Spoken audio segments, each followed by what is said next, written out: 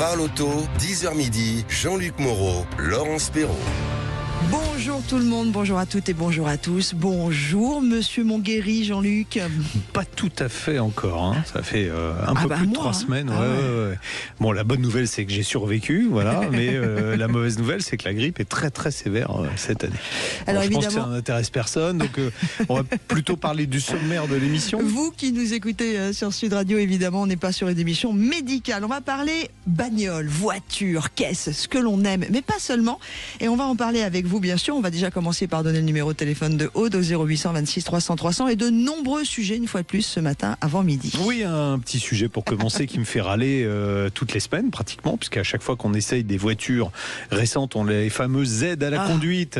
On se demande comment faire pour les désactiver. Eh bien, la Ligue de défense des conducteurs a eu la bonne idée de faire la liste des voitures pour lesquelles c'était facile de désactiver ces aides et celles pour lesquelles c'était un peu moins facile. Je suis en train d'en essayer une, je vous donnerai mon avis à ce moment-là. On va évidemment aussi parler, de toutes les questions avec un anniversaire entre autres pour une marque française. Il y a plein d'anniversaires. Ouais. Il y a Oscaro fête ses 25 ans, c'est une marque française, contrairement à ce qu'on pourrait croire. Voilà. Et puis on a un autre anniversaire qu'on fêtera la semaine prochaine, c'est les 50 ans de Rétromobile. On va vous parler du programme et on sera en direct pendant les 2 heures du stand Renault à Rétromobile. On parlera des véhicules électriques qui sembleraient augmenter en termes de vente. Le marché a augmenté de 14% l'année dernière, donc ça voudrait dire que ça y est, on passe à l'électrique. Alors, on va nuancer le propos et on vous expliquera tout à l'heure pourquoi le marché a augmenté. Ceci dit, nous, on a la chance d'en tester. Il y a quand même des vraies super voitures. Oui, il y a des très bonnes voitures, mais malheureusement, un véhicule électrique aujourd'hui n'est pas encore adapté à tous les usages. Si vous êtes VRP, ça marche pas. Ni à tous les budgets. Complètement. Alors, on va parler pneus, évidemment. On va parler pneus et figurez-vous que la filière de recyclage des pneus est sans doute la plus vertueuse des filières. Pourquoi ? Parce que l'année dernière, ils ont recyclé 104% de pneumatiques. Ça veut dire quoi ? Ça veut dire qu'ils recyclent plus de vieux pneus qu'il y a de pneus neufs vendus. Et puis au-delà de ça, on en parlera évidemment en détail, mais il y a aussi toutes les R&D, de recherche et développement, où là aussi ils essayent de biosourcer de plus en plus de choses qui sont pas du tout mauvaises pour la planète. On va parler aussi, on fait une petite parenthèse, mais la filière automobile en général est une des plus vertueuses. Elle se remet en question tout le temps, et ça, on oublie de le dire. On va parler, tu l'as dit, de Oscaro, de Rétromobile. On va parler de vous aussi sur la page Facebook de Sud Radio. On a d'autres choses à leur annoncer ? Ouais, on a un essai XXL. Ouais, d'une grande super voiture. On va faire un truc, c'est en fait un autobus pratiquement. Ouais, on dit que c'est un Merco, comme ça qu'on dit dans le jargon entre nous. Oui, avec une étoile sur le capot. Avec une étoile sur le capot, j'aime bien ça rime. Allez. Alors, on ira dans ma Benz. Je vous ai dit qu'il allait mieux, ça tombe bien. Vous pouvez réagir. Il y a Aude qui est morte de rire au standard qui vous attend au 0800 26 300 300. Il y a Jamel aussi qui a un grand sourire. Alors si tu commences l'émission en nous mettant une crise de fou rire au début, écoutez, voilà. Et puis on vous attend sur la page Facebook de Sud Radio. Venez passer un bon moment avec nous. C'est parti jusqu'à midi. Sud Radio, on parle auto et de sécurité. Avec Autosécurité, prenez rendez-vous en ligne pour votre contrôle technique dans un de nos 900 centres sur autosécurité.com. Et bonjour à tous ceux qui sont déjà avec nous sur la page Facebook de Sud Radio. Stéphane est là, El Foufou est là, on a Renaud également qui est arrivé, Brigitte, oh là là, vous êtes déjà hyper nombreux. Oh, ça fait plaisir. Martine aussi est là. Merci d'être nombreux avec nous et d'être au rendez-vous de Sud Radio. On parle auto. On accueille tout de suite, elle aussi est souvent au rendez-vous, Alexandra Legendre, responsable du pôle études et communications de la Ligue de défense des conducteurs. Bonjour Alexandra. Bonjour. Bonjour. Bonjour. On va parler d'un... Est-ce qu'on a eu Alexandra depuis le début de l'année ? Oui, on l'a eu pour l'émission du 3 janvier. Oui, c'est vrai. Donc on lui avait déjà souhaité la bonne année. Oui, mais on peut lui re-souhaiter une deuxième bonne année. Attention, on est sur la dernière semaine. Alors, c'est la dernière fois. On parle des ADAS. On parle des ADAS. Il y a plein de gens. Quelle voiture choisir pour désactiver facilement l'atout de Jean-Luc Moreau? Qu'est-ce que c'est que les ADAS? Ce sont ces fameuses aides à la conduite, alors qui sont obligatoires pour certaines depuis l'été 2024. C'est ça, Alexandra? Oui, absolument. Depuis juillet 2024, donc l'Europe impose un certain nombre d'aides à la conduite qui sont pas forcément à remettre en cause de toute façon, puisque tout ce qui nous permet de gagner en sécurité routière, on prend, à condition que ça ne déresponsabilise pas le conducteur.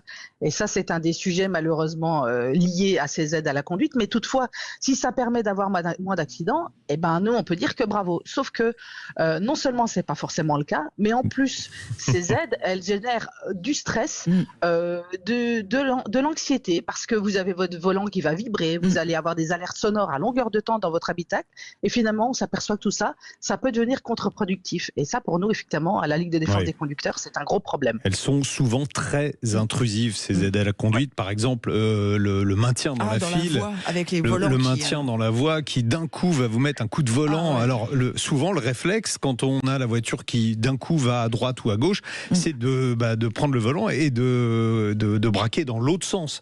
Et il y a beaucoup d'accidents qui sont liés à ça. On a parlé des freinages fantômes. Le fait que ça fait mal. Enfin, des fois, c'est très désagréable. On a parlé des freinages fantômes. Bon, alors après, je vous passe encore l'alerte de survitesse parce que là, c'est carrément, c'est une fumisterie complète. Pourquoi ? Alors, ça part d'une bonne idée de dire, on va pallier les déficiences du conducteur. Sauf que pour ça, il faudrait un système qui soit fiable à 100%. Or, c'est pas le cas du tout. Quand vous êtes sur autoroute, je reprends l'exemple que je cite tout le temps, une autoroute limitée à 130 et que l'alerte de survitesse vous dit c'est 50 parce qu'il y a une petite route qui est parallèle et que le GPS est incapable de faire la différence entre les deux. Quand vous avez votre voiture qui fait bip, bip, bip sans arrêt parce que vous êtes au-dessus de 50 km/h, on a vraiment envie de prendre un marteau et de casser le tableau de bord. Donc, le paradoxe de ces aides à la conduite obligatoires, premièrement, ça coûte de l'argent, ça coûte très cher. C'est entre 1000 et 2500 euros dans chaque véhicule. Vous payez 2500 euros pour des trucs que vous n'avez qu'une envie, c'est de désactiver. Et puis après, ça coûte aussi cher quand tu as un accident ou un accrochage ou quoi que ce soit, même les nouveaux pare-brises où il faut reparamétrer les caméras qui servent aux aides à la conduite. Enfin voilà, il y a tout un environnement économique, Alexandra Legendre aussi, que nous payons quand on achète nos voitures. Et oui, et le comble du paradoxe, c'est qu'on va aussi payer pour qu'on puisse installer un système qui va nous permettre de désactiver ces aides. Totalement. Parce que les constructeurs, mais c'est vrai, les constructeurs se sont rendus compte que, en fait, ces aides, elles n'aidaient personne et que elles étaient même, finalement, elles devenaient dangereuses. Donc, le paradoxe, c'est qu'on les a obligés à installer ces systèmes sur les voitures et que eux, à côté de ça, essaye de simplifier la neutralisation de ces aides. Alors c'est ce que vous avez vérifié. Comment vous avez procédé, Alexandra, pour vous êtes monté dans toutes les voitures et vous avez regardé lesquelles vous rendrez les plus dingues? Je vais faire quelque chose, Alexandra, avant de vous laisser expliquer. C'est que je vais faire un appel à tous ceux qui sont avec nous sur la page Facebook de Sud Radio. Dites-nous si vous désactivez vos aides à la conduite sur les voitures qui en ont dès que vous me prenez le volant. Alexandra, on vous écoute. Ça marche. Alors, non, je les ai pas toutes essayées parce que j'ai beau avoir 25 ans de journalisme automobile derrière moi. Ça fait 5-6 ans maintenant que je suis à la Ligue de défense des conducteurs, donc j'essaye beaucoup moins de voitures. Donc, ce que j'ai fait, c'est que je connais beaucoup de journalistes essayeurs automobiles. Figurez-vous. Et donc, voilà, je me suis tournée vers ces experts qui essayent plusieurs centaines de voitures par an et qui eux-mêmes prennent des notes et sont particulièrement attentifs à la facilité de désactivation de ces aides parce que justement, ils n'arrêtent pas de couper le moteur et de le rallumer. Et rappelons que ces aides, une fois que vous les avez désactivées, quand vous stoppez le moteur, remet en route vous redémarrez. Et voilà, il faut tout recommencer. Et Alexandra, ça va même plus loin. Il y a certaines marques, en particulier les véhicules du sud-est asiatique. Vous vous arrêtez sur le côté, même avec le moteur tournant pendant 3 minutes et vous repartez, les aides sont réactivées. Et c'est reparti. Et oui. Alors effectivement, c'est une spécificité des marques asiatiques, je pense particulièrement donc aux coréennes et aux japonaises. Mais après, là-bas, vous avez aussi une philosophie qui consiste à dire s'il y a une loi qui impose une mesure, c'est complètement contre-intuitif de proposer facilement de désactiver ces choses obligatoires. Donc nous en Europe on a l'habitude de cette souplesse. Oui, mais on est européens. Nous on fait plein de règles, mais on fait aussi plein de moyens de les contourner, toutes ces règles. Et oui. Mais c'est vrai que c'est presque une histoire de philosophie on va dire, d'attitude vis-à-vis de la loi et notre habitude très européenne, effectivement, de voir comment, sans sortir des clous de la loi, on peut finalement la contourner quand même. Alors, le premier groupe qui a fait un petit bouton, alors, je vous explique comment ça marche. C'est Renault, donc tous les modèles Renault, Dacia, et vous avez un petit bouton sur le côté, My Safety Sense, il s'appelle, et vous préprogrammez. C'est-à-dire, vous allez dans les menus d'abord, vous préprogrammez les aides à la conduite que vous voulez virer. Voilà, hein. Ça, c'est la première fois que vous l'apprenez. Vous cliquez dessus, voilà. En général, on vire tout. Hein. Et puis, ensuite, il suffit d'appuyer 2 fois sur le bouton, parce que la réglementation européenne impose d'avoir 2 actions pour désactiver les aides. Donc là, c'est le même bouton, mais il faut appuyer 2 fois. D'accord. Donc, on appuie 2 fois dessus, et ça prend 3 secondes, et ça désactive d'un coup toutes les aides à la conduite. Et je vais même vous dire autre chose, que les voitures, quand on les prend en parc presse, c'est déjà préprogrammé. Il n'y a pas besoin d'aller dans le menu pour sélectionner. Ils ont déjà préprogrammé de virer tout. On rentre dans la voiture, on clique 2 fois. Donc, pour eux, bravo, ça a été les premiers à faire ça. C'est aujourd'hui le système le plus efficace. C'est ce que vous avez mis. Vous avez mis d'ailleurs le groupe Renault en tête, hein, dans les désactivations des aides à la conduite. C'est vrai que c'est très facile. Après, il y a quoi ? Vous avez alors des véhicules qui sont au moment du changement de génération ou d'un restylage que le constructeur va justement améliorer. Je pense notamment à la 308 qui vient d'être changée et ou la C5 nouvelle génération du C5 Aircross, qui était beaucoup plus bas dans le classement quand on a commencé à travailler sur ce sujet et qu'on a remis en très facile parce que justement les manipulations sont plus faciles. Voilà, parce que les constructeurs, quand ils sortent un nouveau modèle ou qui font une mise à jour du modèle, ils copient, je vais dire entre guillemets, ils copient sur Renault, c'est-à-dire qu'ils ont un bouton pour désactiver les aides. C'est pour vous dire à quel point tout le monde est conscient que c'est vraiment la galère. Que cette réglementation, elle est ridicule de rendre obligatoire tout ça. Quel est le moins bon ? Moi, je voudrais aussi qu'on parle du moins bon. Oui, on va parler des moins bons. Allez, hop là. On est sur Sud Radio ou quoi ? Non, mais... on a classé en 5 catégories, donc de très facile à très complexe. Et dans les très complexes, nous avons les Toyota et puis nous avons la Swift. Alors, pourquoi la Suzuki Swift ? Maintenant, nous, notre classement, on l'a limité aux 50 voitures les plus vendues en 2025. Donc, il y a d'autres asiatiques et notamment, je pense aussi aux chinoises qui sont compliquées, mais elles ne figurent pas dans ce classement. Donc, on s'est concentré sur les voitures les plus populaires. Sauf qu'Alexandra, les Chinois vont très vite. Les Chinois, vous leur dites, oh là là, c'est compliqué de désactiver les aides. 3 mois après, vous avez un bouton qui est là pour désactiver les aides. Les Japonais avaient ça, parce que la Swift, ok, mais non, alors la Swift, c'est le seul véhicule où je n'ai jamais réussi à désactiver, par exemple, l'alerte de survitesse. Je ne sais pas comment on fait. Sinon, chez Honda ou même d'autres Suzuki, il y a des boutons. Il y a des boutons. Alors, on a vu les très faciles, Renault, Dacia, Citroën, Peugeot, Nissan fatalement, puisque c'est un peu Renault. Maintenant, après, dans les faciles, il y a qui ? Les Allemands sont plutôt dans les faciles. Oui, vous avez BMW, Mini, Mercedes. Alors, je parle toujours du top 50, donc le GLR en l'occurrence. Et les derniers modèles. On parle des derniers modèles. Attention, là, moi je suis en train d'essayer la Smart Brabus, l'hashtag 5, qui est, comme tu le dis, une bombe atomique. Mais elle n'est pas allemande, elle est chinoise. Oui, mais c'est Mercedes quand même. C'est sous giron Mercedes quand même. C'est chinois. Oui, peut-être, mais c'est quand même. Oui, j'ai pas dit que c'était. J'ai dit que c'était sous giron Mercedes. Le jour où vous allez m'écouter, ça va changer. Non, mais elle est à 100% fabriquée en Chine, conçue en Chine. Et je continue ma phrase, merci. Et du coup, c'est l'enfer. Il faut d'abord que tu ailles dans la voiture, après dans ton truc, après dans les assistances, après dans le. T'as 4 étapes avant d'aller réussir à désactiver tout ça. Et dans 6 mois, il y aura un bouton pour désactiver. Sans doute, mais là, franchement, à chaque fois que tu prends la voiture, en fait, c'est ce que je disais à la personne qui me l'a remise. C'est comme un pilote d'avion. Voilà. Il faut faire une checklist avant de partir. Il faut prendre 3-4 minutes pour arriver à désactiver tout ça, sinon c'est un cauchemar. C'est un cauchemar. Ouais. Bon, après, dans les moyens. Classement, il va évoluer, il va évoluer très vite parce que forcément, à chaque mise à jour ou à chaque fois qu'un constructeur va dire moi, j'achète pas, on va entendre dire à son client. Cette voiture, je l'achète pas parce qu'elle me casse les pieds avec vos aides à la conduite que je n'arrive pas bien à désactiver. Donc, je n'achète pas votre voiture. Donc, franchement, il y a un moment donné où même le vendeur, il va dire, moi, je suis pas magicien. Quoi. Mais vous savez que Alexandra, vous avez raison. C'est un critère de non-choix. Tellement dans certaines voitures, c'est stressant que on se dit, j'achèterai pas cette voiture à cause de ça. Moi, je suis d'accord. Alors qu'au départ, c'est censé nous faciliter la vie. ça va même plus loin parce que c'est même pas vertueux, parce que la conséquence aussi, c'est de se dire, moi, je garde mon ancienne voiture. Donc, dans une atmosphère, une ambiance où il faut avoir les voitures les moins polluantes et les plus performantes d'un point de vue environnemental, vous allez avoir des gens qui vont dire, oui, mais moi, je veux pas me faire enquiquiner par toutes ces aides, donc je préfère finalement bien entretenir ma voiture actuelle et ne pas changer. Mais complètement. D'autant que on finit par une bonne nouvelle. Ouais. Il va y avoir une deuxième couche l'été prochain. Et oui, il y a un peu plus d'aide. Ce sera quoi ? Des nouvelles aides obligatoires pour la. Vous avez tendance à dormir beaucoup au volant, je trouve, Laurence. Ah non, mais ça y est, je les ai testés, moi. Ça, je supporte pas. Il suffit que ton regard aille autre part et d'un seul coup, restez réveillés, restez réveillés. Non, soyez attentifs à la conduite. Voilà, on a Hortense qui nous dit sur la page Facebook de Sud Radio, insupportable les bips de dépassement de vitesse. Sur la dernière Swift, et le garagiste lors du contrôle technique n'a pas voulu le faire. On ne pouvait pas, on l'a enlevé a priori. Marie-Claude qui dit, j'ai une Suzuki Vitara hybride de 2024. Effectivement, cette aide est très pénible, voire incompréhensible parfois sur les routes gersoises, étroites et sinueuses. Il y a plein de réactions. Et il y en a une qui est drôle. Je vais pas toutes les lire, parce que sinon on va faire l'émission avec. Mais merci de continuer de réagir. Stéphane qui dit, et Ferrari et Lamborghini ont-elles des aides à la conduite ? Oui, c'est obligatoire. Bien sûr que c'est obligatoire.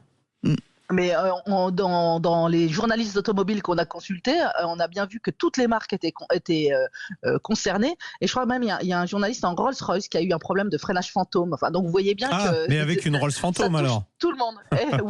Oui, forcément. Et une dernière question de Marc. Et Jamel va me haïr parce qu'il paraît qu'il fallait qu'on envoie la pub. Bonjour à tous. Marc, c'est notre ami pâtissier à Lyon, pâtisserie Villedieu.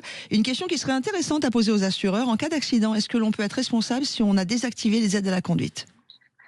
Tout ça, c'est pas bien clair, justement. Parce et si vous avez un accident à cause d'une aide à la conduite, est-ce que c'est le constructeur qui est responsable ou pas ? Comme les freinages fantômes. Voilà. C'est un vrai sujet. Ou la correction de trajectoire inutile qui fait que vous êtes percuté par un autre véhicule. Là, on pose ce sujet sur la table et je pense qu'il va falloir qu'on creuse, monsieur Jean-Luc. Oui, moi je connais la réponse. L'assureur va dire, attendez, vous n'êtes pas assuré. Non, mais tu sais ce qu'il y a pour la conduite. Tu dois être maître de ton véhicule. Mais si c'est ton véhicule qui réagit sans... tu dois être maître de lui. Non, à partir du moment où c'est lui qui seul réagit. D'accord. Voilà. Mais si vous avez votre voiture qui pile d'un coup, on peut rien faire malheureusement. Je suis d'accord, mais eux, ils vont risquer de te dire ça. Non. Non. Si. Puisque dans le calculateur de la voiture, on voit très bien qu'elle a freiné toute seule. Donc comment on peut être maître d'un véhicule qui prend la main ? C'est ça le vrai problème aujourd'hui. C'est une question que l'on pose sur Sud Radio, vous avez raison. La pause et on vous accueille au 0826 300 300. Sud Radio, on parle auto et de sécurité. Avec Autosécurité, prenez rendez-vous en ligne pour votre contrôle technique dans un de nos 900 centres sur autosécurité.com. Sud Radio, on parle auto, 10h midi, Jean-Luc Moreau, Laurence Perrault. Et merci d'être en notre compagnie sur Sud Radio. Merci d'être avec nous également sur la page Facebook de Sud Radio. Vous savez aussi que vous pouvez nous écrire si vous voulez intervenir, poser votre question. Le mail, c'est simple. Vous nous l'envoyez à jeparticipe@sudradio.fr. Vous mettez On parle auto dans l'objet, votre question avec toutes vos coordonnées. Et nous avons le bonheur de vous accueillir comme nous faisons actuellement avec Alexandre. Bonjour Alexandre. Bonjour Alexandre. Bonjour à vous. Comment ça va ? Très bien. Et bonne année. Annecy. Bonne année, meilleurs vœux. Ouais. Meilleurs vœux. Vous n'avez pas une voiture avec plein d'ADAS, vous encore ? Pas encore. Si. Vous avez quoi ? Et j'en suis content. La Kia Niro EV. D'accord. Et vous arrivez à désactiver assez facilement les genre alerte de survitesse, maintien dans la file, etc. Ouais, plutôt facilement. Et c'est une voiture même qui me sauve la vie parce que je fais du 7h, 12h. Je fais du 7h, 19h, donc je fais 12 heures par jour. Et quand je rentre le soir sur l'autoroute, je vous avouerai que quand je mets effectivement les aides à la conduite, quand on a un petit coup de somnolence, alors attention, ça vous réveille. Vous mettez le pilotage semi-automatique peut-être aussi. Oui.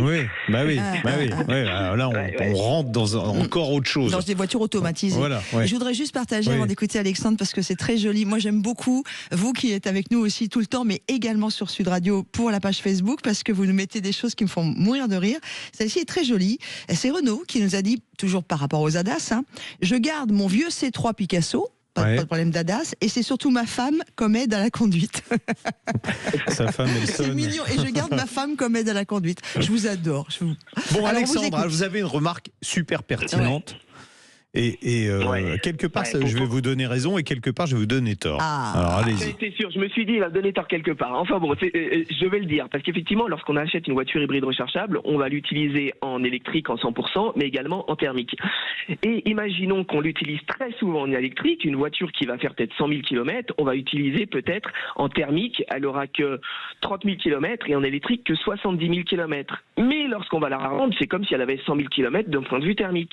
Donc pour moi, effectivement, vous voudriez qu'il y ait deux compteurs. Pas vraiment la même. Je voudrais qu'il y ait deux compteurs, tout à fait. Mais on n'a même pas besoin d'être sur une hybride rechargeable. Un véhicule hybride, full hybride, c'est-à-dire, genre, je prends l'exemple, il y a une Toyota qui existe depuis 1997 pour la première Prius. Une Toyota, c'est entre 60 et 80% du temps en électrique quand vous êtes en agglomération ou en périurbain. Donc le moteur thermique, en fait, il tourne très peu. Et c'est vrai que quand on regarde le kilométrage, on se dit, la voiture, elle a tant de kilomètres. Alors, il y a plusieurs choses. Il y a d'abord, la voiture, elle a effectivement le nombre de kilomètres qui est écrit. Peu importe le type de propulsion utilisé, les kilomètres, elle les a. On a l'âge de ses artères. Là, c'est le cas avec la voiture. Vous pouvez quand même savoir le temps d'utilisation du moteur électrique et du moteur thermique dans le calculateur du véhicule. C'est-à-dire que si vous êtes un peu curieux, votre concessionnaire pourra vous dire, voilà, vous utilisez tant de temps le moteur thermique, donc elle a tant de kilomètres en traction thermique et elle a tant de kilomètres en traction électrique. Là où ça se complique un petit peu, c'est que parfois, on est purement thermique, parfois on est en ce qu'on appelle hybride parallèle, les deux moteurs entraînent les roues en même temps, parfois on est en hybride série, c'est-à-dire que le moteur thermique sert de générateur pour fournir de l'électricité au moteur électrique qui entraîne les roues, donc ça devient extrêmement complexe, il ne faudrait pas mettre deux, il faudrait mettre trois compteurs, plus peut-être même un quatrième quand tous les moteurs sont coupés et qu'on est en récupération d'énergie, donc là ça devient très compliqué. Et puis, surtout, on a quelqu'un qui est tout en haut, qui s'appelle le régulateur, qui lui a besoin d'un truc simple, parce que comme ils sont, j'allais dire idiots, mais c'est pire que ça parfois, lui il a besoin d'un truc simple, donc il a besoin d'un kilométrage, pas de 2 kilométrages pour évaluer l'âge du véhicule. Vous imaginez si au contrôle technique, alors je dis pas que les contrôleurs sont des idiots, mais ça remonte à l'OTC, l'Office central, s'il y avait 2 ou 3 kilométrages différents à chaque fois, qu'il faille consigner à chaque fois, non, c'est pas possible. Dans l'esprit, dans l'esprit, on se dit oui. Alors après, si on veut aller plus loin, si par exemple, moi j'étais un peu... Parce que ma femme, elle a une BMW X1 hybride rechargeable. Donc voilà, alors, il y a en électrique. Mais oui, puis il y en a qui rechargent, d'autres qui ne rechargent pas. Il y a ça aussi. Les véhicules d'entreprise qui étaient en hybride rechargeable, la plupart, ils ne rechargent jamais parce qu'ils ont des cartes de carburant. Et puis ça les embête de recharger la voiture. Ils n'ont pas forcément une borne chez eux. Le concessionnaire, par contre, va me donner cette information. Lui, il peut vous donner cette information. Il peut la remonter du calculateur. Voilà. Mais effectivement, afficher plusieurs compteurs kilométriques qui vous donneraient l'utilisation de chaque moteur, on se dit, ça paraîtrait logique, dans la pratique, c'est pas possible. Et puis, si je voulais me faire l'avocat du diable, je dirais, quand l'usure d'un moteur thermique, c'est au moment du démarrage. En fait, 90% de l'usure d'un moteur thermique, c'est le démarrage à froid. En gros, si vous faites 1000 km sur autoroute, vous usez votre moteur les 5 premières minutes avant qu'il soit en température et après, il n'y a pratiquement plus d'usure. Donc, il faudrait en fait un autre compteur qui comptabilise les démarrages à froid, si vous voulez vraiment avoir une idée de la vraie usure. Vous imaginez et après, on va dire que c'est les filles qui sont compliquées. L'usine à gaz, c'est malheureusement pas possible. Donc le simple compteur kilométrique vous donnera une information assez générale de l'état d'usure des mécaniques de la voiture. Et puis, si vous voulez aller un petit peu plus loin, soyez gentil avec le concessionnaire, il pourra vous sortir un chiffre. Voilà, la réponse du professeur Jean-Luc M. Moi, j'ai appris plein de choses. Super, merci Alexandre. Toujours une réponse très, très précise. Merci beaucoup. D'ailleurs, j'avais appelé il y a quelques temps, effectivement, je fais Annecy-Genève, entre un Toyota RAV4 hybride rechargeable et la Kia Niro. Finalement, je suis parti en fait sur la Kia Niro, Niro électrique. Et franchement, franchement, elle est top. Franchement, les aides et tout, elle est top. Et même par rapport, la consommation, l'hiver, on sent. Oui, vous êtes 25% de plus, c'est ça, ouais. Non, mais voilà, exactement. Mais pour moi, elle est très très bien, cette voiture. Est-ce que vous servez du V2L sur la voiture ? Est-ce que vous utilisez la batterie de la voiture pour votre sèche-cheveux, par exemple ? Non, ça je l'utilise pas, mais par contre ce qui est intéressant dans le futur, comme vous avez dit, c'est d'utiliser vraiment le V2G pour la batterie et pour l'utiliser pour la maison. Alors par contre, ça c'est... Elle est compatible celle-ci ? Elle sera compatible ? Oui, elle est déjà compatible. Mais est-ce que vous avez le compteur qui va bien à la maison ? Oui, alors après c'est d'avoir la borne, le compteur. Oui. Non mais l'idéal c'est d'avoir la maison avec les panneaux solaires sur le toit, de servir de la batterie de la voiture, et alors là franchement vous êtes le roi du pétrole. Il n'y a plus besoin de pétrole dans ces cas-là. Il n'y a plus besoin de pétrole en plus. Bon, super, Alexandre. Non, effectivement. Merci beaucoup. Et voilà, juste pour vous dire qu'effectivement, c'est toujours pas top ce que vous faites. Ça nous aide énormément au quotidien. Et continuez cette émission qui est top. Merci. Je voulais juste passer un petit coucou à ma femme, à mes enfants, à Aurélia, Olivia et Alexis, et au foot, aux vétérans de Vieux-J, avec notre super coach qui est sympa. Faut continuer à faire du sport. Voilà, très bien. Vous avez raison. On vous embrasse fort, Alexandre, et continuez à prendre soin de tout le monde et votre jolie famille. Quant à nous, il va continuer à prendre soin de ses essais. C'est l'ami Jean-Luc que va retrouver. Elle va apprendre à parler français, la dame, au micro de Sud Radio. On va retrouver Jean-Luc au voleur. On va retrouver Jean-Luc au volant de son essai de la semaine. Je vous dis pas tout de suite. Tiens, je vais me taire. Ça va faire du bien à tout le monde. La causerie Sud Radio. On parle auto et on prend le volant.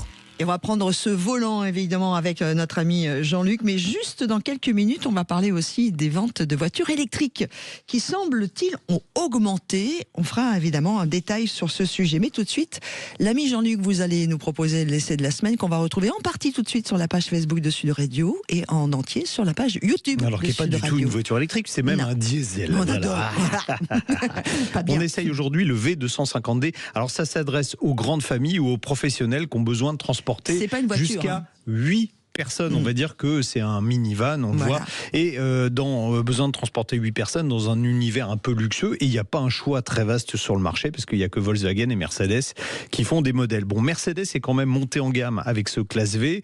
On l'essaye ici dans sa finition exclusive, la plus chic. C'est une voiture qui a subi un petit lifting l'année dernière. On a désormais une calandre chromée. On a des feux Matrix LED. On a l'étoile sur le capot qu'on n'avait pas avant. Ça, je trouve que c'est important sur une Mercedes. Il est disponible en plusieurs longueurs, ce classe V, et pour pas faire les choses à moitié, on a pris la version XL qui mesure pas moins de 5,35 m de long. Alors, on a des portes électrique pour rentrer dedans, et l'empattement géant de 3,43 m permet bien évidemment d'avoir un espace intérieur qui est digne d'un salon. En version 8 places, on a 2 banquettes, 3 personnes, avec des sièges de largeur équivalente, donc on est aussi bien au milieu que sur les côtés, et puis ces banquettes, elles coulissent, on peut les déplacer, les mettre dans tous les sens, etc. On a quand même un coffre qui est assez volumineux, même en version 8 places, ce qui est rare dans la catégorie. Alors, surtout à l'avant, on a l'impression d'être dans une Mercedes classe S. On a un tableau de bord qui a été repris des dernières berlines avec 2 écrans 12,3 pouces et 31 cm pour l'infodivertissement. Et puis pour l'affichage du tableau de bord que je trouve personnellement très réussi, on a aussi un graphisme assez... Ah oui, il y a Sud Radio décrit en plus. C'est drôle. Aime bien. C'est pour vous dire que c'est drôlement bien. Il y a des petites palettes au volant parce qu'on a une boîte automatique à 9 rapports. On a un volant... Alors, volant chauffant, siège chauffant, on a tout. Ça fait la cuisine, la vaisselle, leur passage. On a de la conduite semi-autonome. Enfin bref, c'est équipé comme une Mercedes classe S. Et en plus, c'est facile à prendre en main parce que je trouve que l'interface homme-machine est très bien faite. Il faut moins de 5 minutes pour comprendre toutes les fonctions.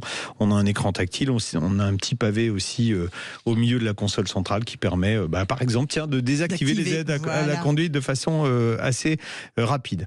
Sur cette finition exclusive, on a un chouette bandeau aluminium. On avait surtout, nous, la suspension pilotée pneumatique. On a un rétroviseur avec une caméra, alors qui est soit rétrovision normale, soit caméra. C'est utile quand la voiture est pleine.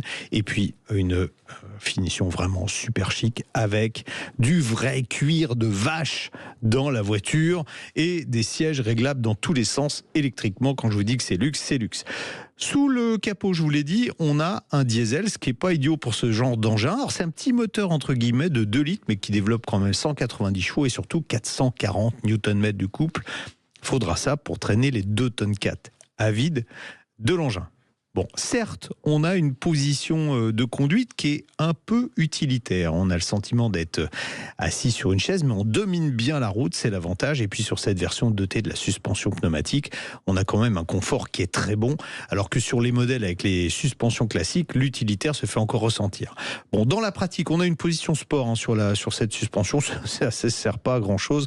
On n'a pas envie de rouler vite avec un engin comme ça. Et puis la boîte 9 vitesses est assez paresseuse. Bon, vous allez me dire, on peut passer en manuel, mais ça sert à rien, d'autant que la puissance de freinage, si elle est bonne, offre un feeling qui n'incite pas à aller taquiner la pédale d'accélérateur. En revanche, à 130 km/h sur autoroute, le moteur n'est pas extrêmement bruyant. On circule toujours dans un extrêmement bon confort. Et puis, alors vu la stature de l'engin, évidemment, si vous avez plein de gens qui piaillent à l'intérieur, comme ça m'est arrivé, ça fait un peu de bruit parce que ça résonne. Alors, cette suspension pneumatique, elle est très efficace sur les pavés et sur les ralentisseurs, mais c'est pas l'engin idéal pour faire de la ville.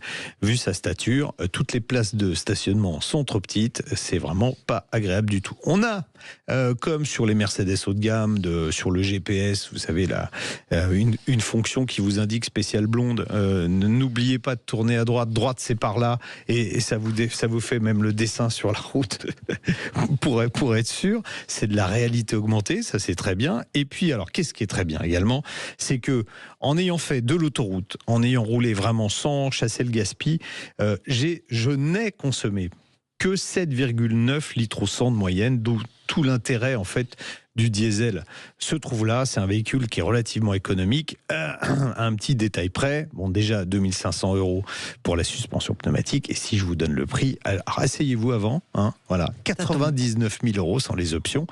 Ça commence à faire vraiment très très cher. Alors faut diviser par 8, évidemment. Chacun va payer, voilà, chacun va payer sa part. Et puis on peut encore augmenter la facture parce que là on était avec une version propulsion, mais il y a une version 4 roues motrices qui est disponible. Bon, bien évidemment, c'est plus un véhicule qui s'adressera à des professionnels. Mais là, j'avais beaucoup de monde à transporter, donc je me suis dit, c'est l'occasion d'essayer ce genre de véhicule. Et franchement, c'est surprenant parce que c'est dérivé d'un utilitaire, mais on est aussi bien que dans une Mercedes classe S dedans. Je peux donner mon avis de passagère, parce que c'était moi qui piaillais avec toutes les copines dedans. Il n'a pas voulu le dire, le garçon à l'antenne de Sud Radio. Non, mais par contre, en termes de confort, c'est incroyable également pour les gens qui sont à l'extérieur, qui sont derrière. Et puis, juste une chose, parce que Monsieur l'ami Jean-Luc Moreau, des fois, il tacle comme ça, toujours avec humour, chacun son tour. C'est bien les moteurs diesel quand on oublie de tomber en panne parce qu'on n'a pas fait le plein. Oui, parce que quand la jauge indique 0, c'est 0. Voilà. Quand il y en a une derrière qui dit tu vas pas aller au bout et qu'on l'écoute pas parce qu'on est plus fort que tout le monde et puis que j'étais tombé en panne, j'ai pouvais plus. Chacun son tour. Tiens, la prochaine fois tu couperas ta copine Lolo. Merci. En tout cas, ça reste quand même un super véhicule. Oui, c'est une super voiture. Franchement. Et pour ceux qui ont besoin de les louer des fois, comme nous l'avons fait pour des grands événements, ça vaut le coup vraiment en termes de confort. On retrouve l'essentiel sur la page YouTube de Sud Radio. L'essai complet. Voilà. Et n'hésitez pas parce qu'il y a tous les essais qui sont dessus. Donc on peut même les regarder en replay. Sur la chaîne YouTube. Sur la chaîne YouTube.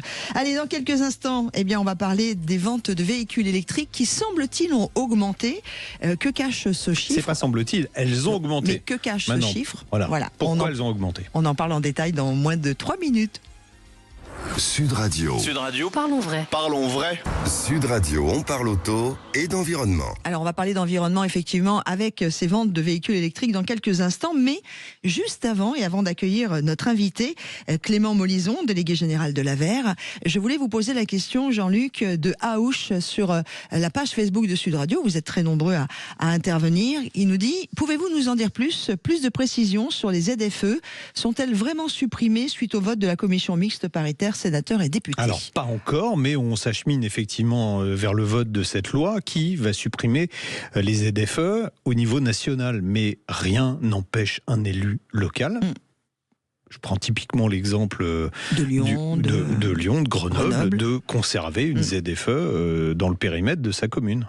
Voilà, ça concernera plus les métropoles, mais ça peut encore concerner Paris, je pense, qui conserveront la ZFE. Bon, après on verra en fonction des élections ce qui va se passer, mais il y a plein de maires qui ont décidé de conserver les ZFE. Donc de penser qu'elles sont complètement enterrées parce que le Parlement a décidé de les enterrer, non, on est en France, n'oublions pas. Merci de cette précision et faites comme Aouche, n'hésitez pas aussi à poser vos questions sur la page Facebook de Sud Radio. Clément Molison, bonjour monsieur le délégué général de l'Aver. Bonjour. Vous allez bien Clément? Bonne année Clément. Très bien et vous? Bonne année, merci. Est-ce que la jambe va mieux? Oui, bien sûr. Il me semble que Clément, des relations en privé, non, mais il me semble que Clément avait eu sur le mondial de l'auto 2024, c'est pas vous qui avez eu des soucis? Non. Ah, alors je vous ai confondu avec un de vos collègues de l'Aver qui avait cassé sa jambe. Voilà, donc toutes mes excuses. Non, bon, Clément va d'autant mieux que les chiffres de vente des véhicules électriques pour 2025, sont bons, parce que quand on prend globalement le marché, on est à plus 14%, c'est ça? C'est la plus grosse progression depuis les débuts du véhicule électrique, Clément. Et surtout, c'est enfin une année où on revient dans le positif après 2024, qui avait été une première historique, parce que c'était pour la première fois que l'on avait immatriculé moins de véhicules que l'année précédente. Donc là, on a renoué avec la croissance et on a même dépassé 2023, qui était devenu notre année de référence. Alors, on va quand même, on parle vrai sur Sud Radio, on va expliquer que c'est surtout grâce aux entreprises que le marché du véhicule électrique a démarré l'année dernière. En effet, c'est un des faits marquants de 2025, c'est la bascule des particuliers vers les personnes morales. Historiquement, structurellement, les personnes morales, elles contribuaient qu'à hauteur de 40-42% dans l'acquisition de véhicules électriques. Depuis le mois de mars en particulier, on est passé à 58% par les personnes morales et en particulier par les flottes d'entreprises. Il faut rappeler que les entreprises, depuis 2019, elles avaient une obligation d'intégrer dans le renouvellement de leur parc des véhicules électrifiés. Elles ne le faisaient pas pour une majorité d'entre elles. 60% des entreprises respectaient pas cette obligation légale en 2024. Le gouvernement a décidé de sanctionner. Et avec les sanctions qui sont arrivées au mois de mars, tout d'un coup, les entreprises ont retrouvé le numéro de leur concessionnaire pour avoir des voitures électriques. On leur a un petit peu forcé la main. C'est parce qu'avec une fiscalité qui est tellement punitive qu'on n'a pas d'autre choix aujourd'hui quand on est une entreprise que d'avoir une majorité de véhicules électriques dans son parc. Même si dans l'usage... Alors, moi, j'ai plein d'amis qui ont des voitures de fonction et qui auparavant avaient des véhicules diesel, puis ensuite souvent des véhicules hybrides ou hybrides rechargeables et qui se retrouvent maintenant avec des voitures électriques et pour qui ça pose quelques problèmes. Pour ceux qui se déplacent, qui font des longues distances, celui qui doit faire 600 km dans sa journée, il n'est pas à l'heure au rendez-vous parce que parfois il est obligé de s'arrêter un peu plus longtemps. Donc vous n'avez pas le sentiment que c'est un peu... artificielle en fait cette augmentation des ventes de l'année dernière, puisqu'on a franchement forcé la main aux entreprises là. On leur a quand même laissé le temps. Encore une fois, c'est une obligation légale. Il est quand même assez normal qu'en France, on respecte la loi. Par ailleurs, ça peut être sur les véhicules de fonction et les véhicules de service. Donc, il y a des cas d'usage qui peuvent être traités. Les parts sont quand même extrêmement faibles et c'est uniquement sur le renouvellement.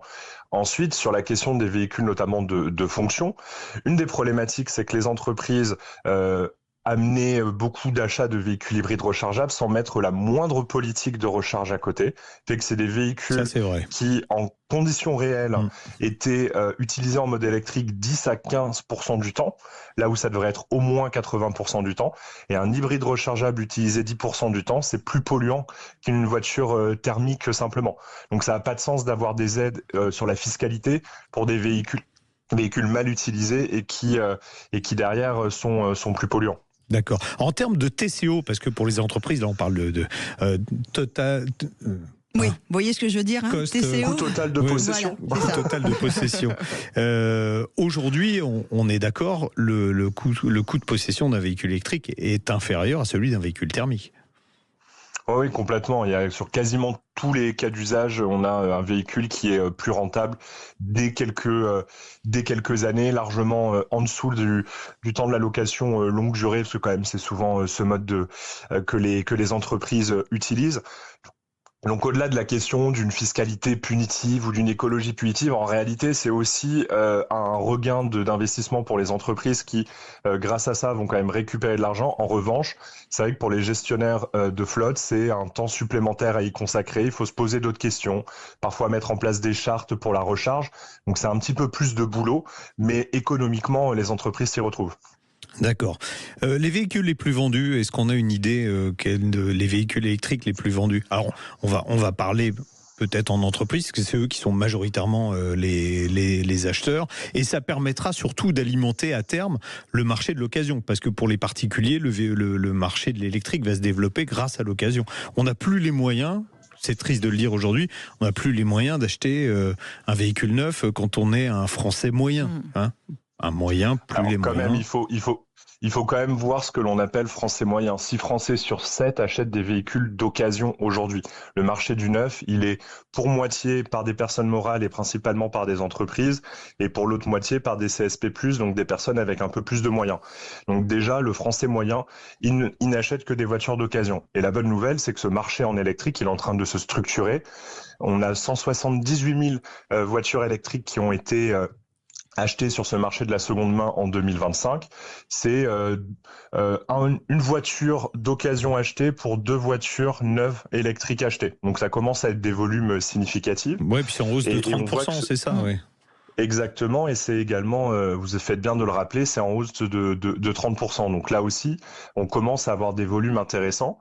Vous parliez des modèles, c'est ça Oui, des modèles, parce qu'en fait, on va pas rentrer dans le détail de la fiscalité, mais aujourd'hui, cette fiscalité, elle avantage les modèles qui sont fabriqués en Europe. Donc, les constructeurs européens et français en particulier s'en tirent plutôt bien, parce que j'ai souligné la vente le top 10 des ventes de véhicules électriques en entreprise, tous segments confondus, à fin décembre, et on a Renault, Peugeot, enfin à part Tesla qui figure dans le top 10, c'est que des marques européennes, quoi. Oui, en effet, il y a eu la mise en place en février 2024 de l'EcoScore qui globalement vient à favoriser les productions françaises et européennes. Cet EcoScore, il est nécessaire pour avoir le bonus, il est nécessaire pour avoir le leasing.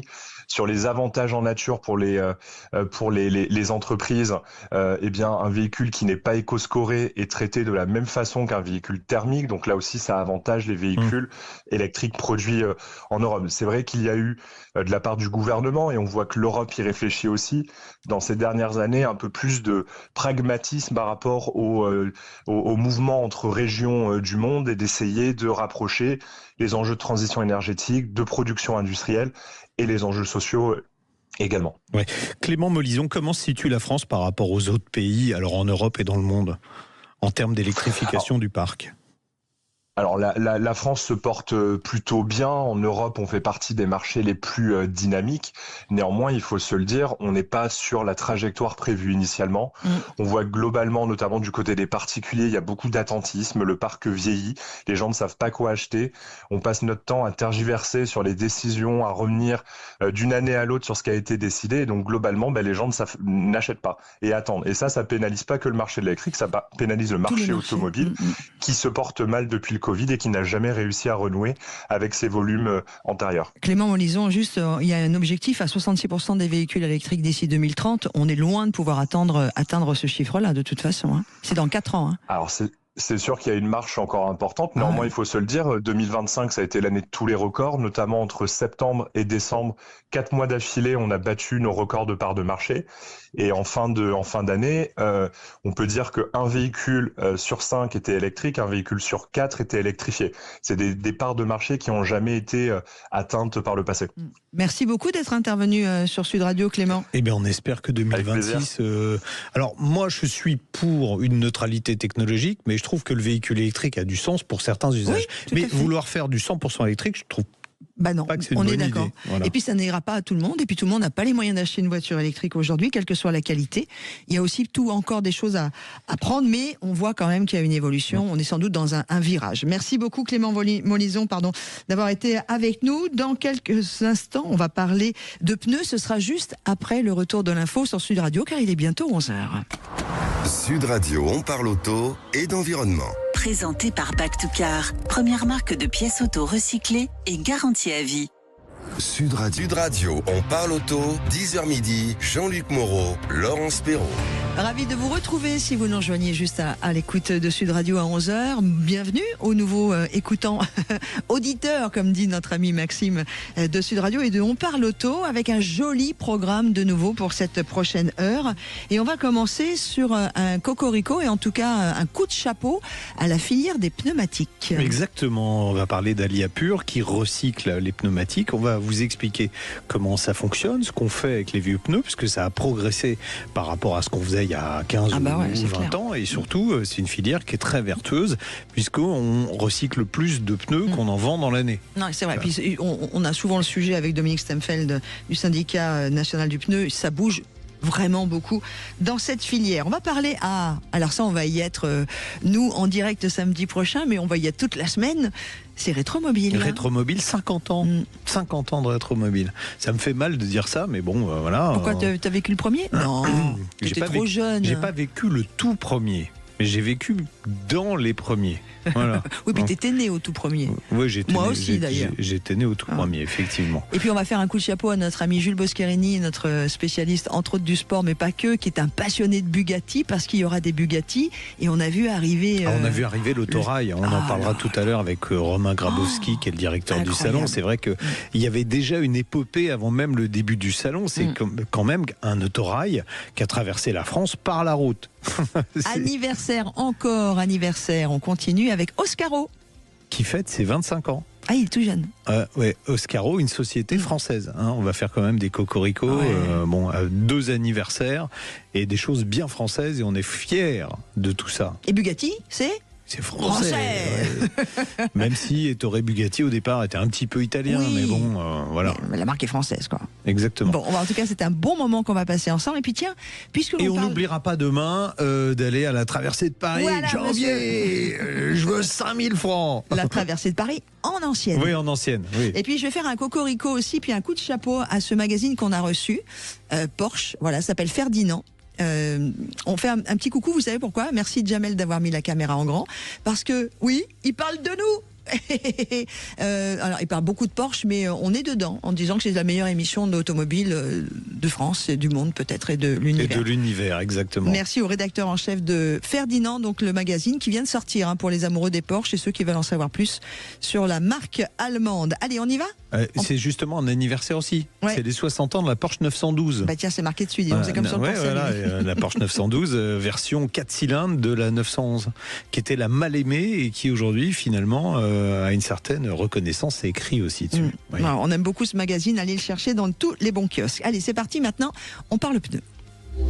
Le syndicat du pneu, les spécialistes du pneu au service de votre sécurité sur la route, présente Sud Radio, on parle auto, parlons pneus. Parlons bien. Et on va tout de suite vous accueillir, vous qui êtes avec nous pour parler pneus. Il s'agit de Mathieu Chardin.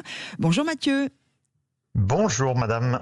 Madame, Bonjour. Madame Laurence. Madame Bonjour Laurence. Madame Laurence, ça fait tenancière. Ouais, je sais bien.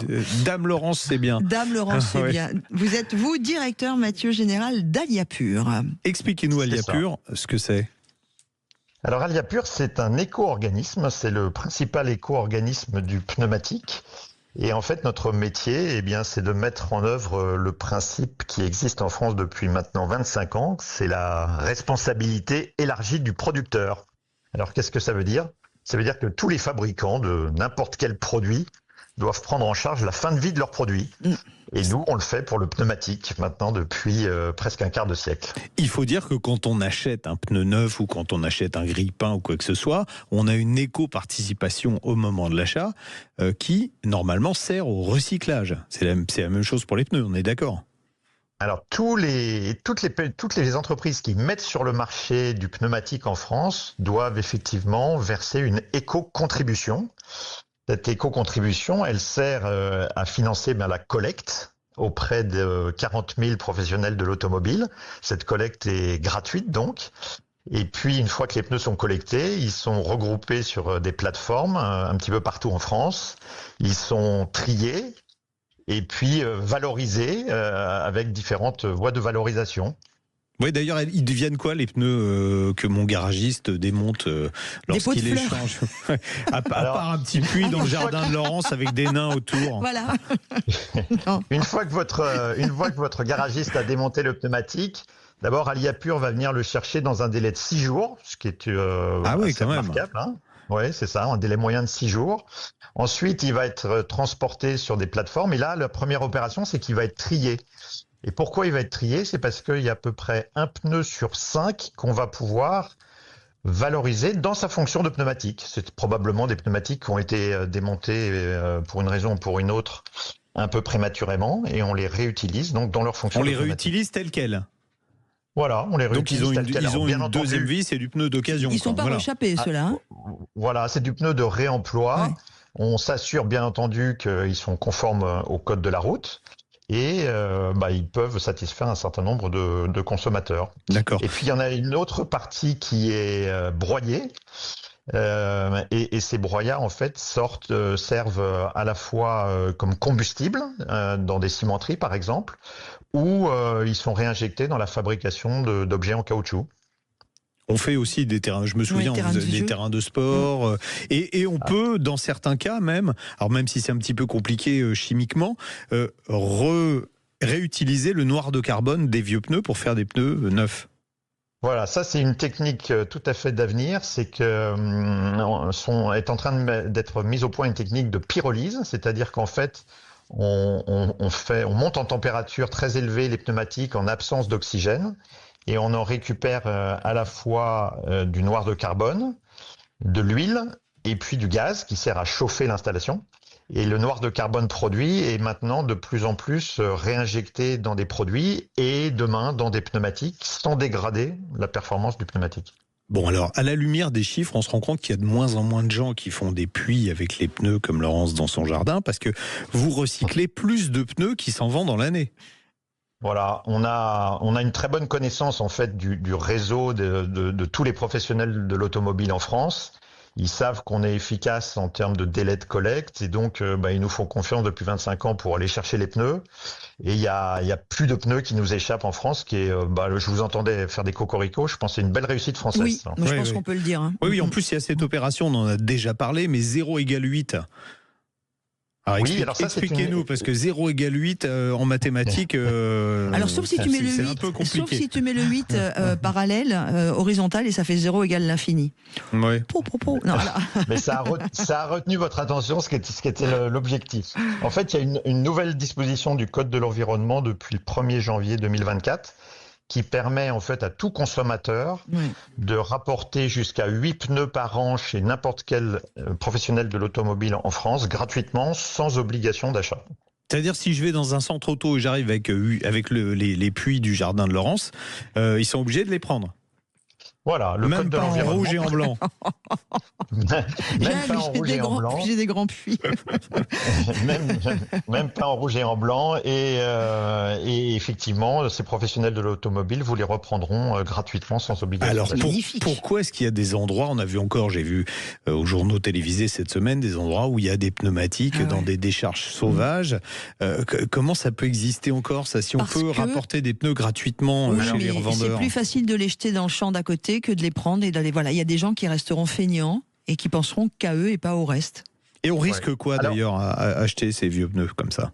Alors, on peut dire en France qu'il n'y a plus de décharges sauvages structurelles comme il y avait il y a 25 ans, parce qu'on les a toutes éliminées au fur et à mesure de l'histoire. Par contre, ce qui existe effectivement, c'est des dépôts sauvages ponctuels sur l'espace public. Et ce qui se passe avec ces dépôts sauvages, on est, nous, à Aliapur, contactés par des maires, des municipalités qui nous demandent de les enlever. Et pour vous donner un chiffre, on en enlève à peu près 1 par jour ouvré en France. Ah oui, quand même. Et j'ai vu d'ailleurs qu'il y avait une opération pour aider les élus à demander justement cette aide pour oui, On fait en les sorte de décharges leur sauvages. faciliter, exactement. On fait en sorte de leur faciliter le travail le plus possible et on a créé un site qui s'appelle signalpneu.fr pour qu'ils nous signalent très facilement en fait les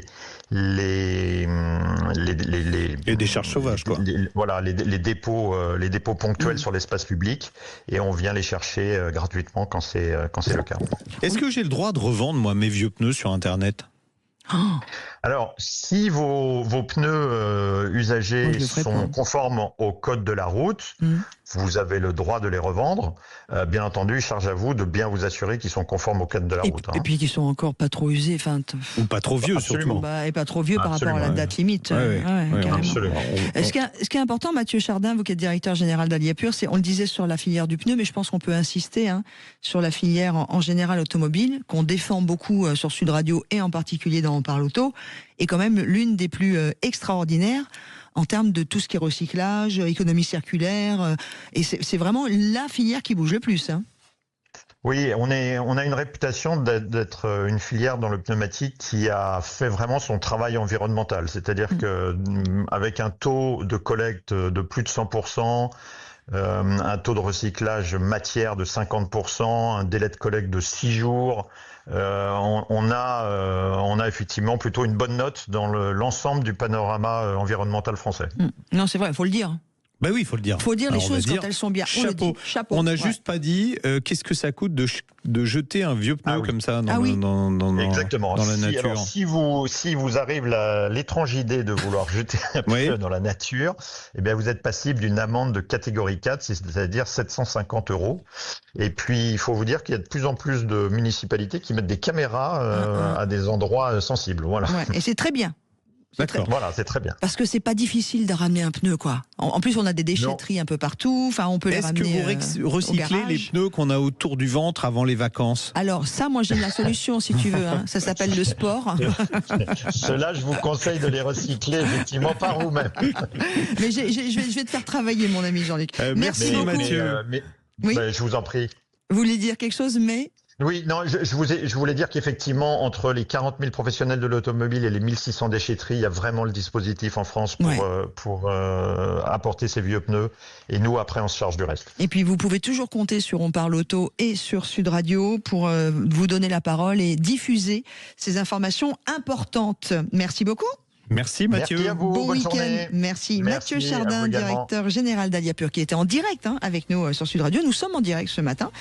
Et vous, tiens, je vous pose une question. Qu'est-ce que vous avez fait de vos vieux pneus ? Est-ce que ça y est, vous allez directement les faire changer chez le professionnel, ou entre nous, ça vous est quand même déjà encore arrivé il n'y a pas si longtemps de les jeter dans la nature ? Ouh, les cornes. Pas cap de me le dire en vrai sur la page Facebook de Sud Radio. Je vous attends. Allez, à suivre, eh bien, on va accueillir Thierry qui a une question à poser.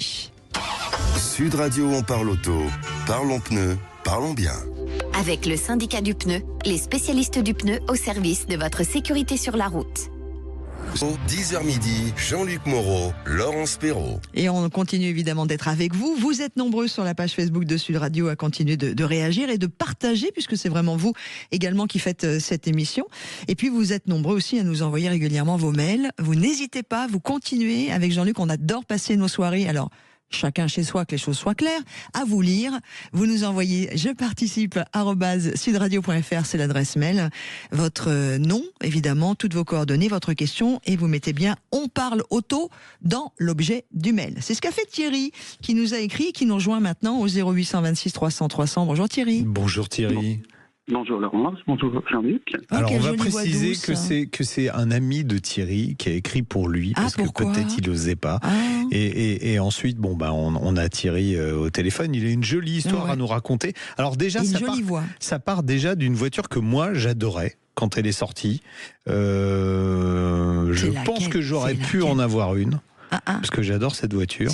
C'est une Mitsubishi 3000 GT. Alors c'est un peu, il n'y en a pas eu beaucoup qui ont circulé en France. C'est un véhicule qui était très vendu aux États-Unis, où il y avait d'ailleurs une déclinaison américaine de la 3000 GT. Mais vous aviez, pour un prix défiant toute concurrence, un véhicule avec 4 roues motrices, un moteur 6 cylindres turbo qui était puissant, qui marchait bien. Une belle auto, c'est un coupé sportif. Et Thierry va nous raconter d'abord comment il a récupéré cette voiture. Alors racontez-nous votre histoire. Ouais, tout d'abord, comme vous l'évoquiez, je remercie mon ami Patrick de cette mise en relation.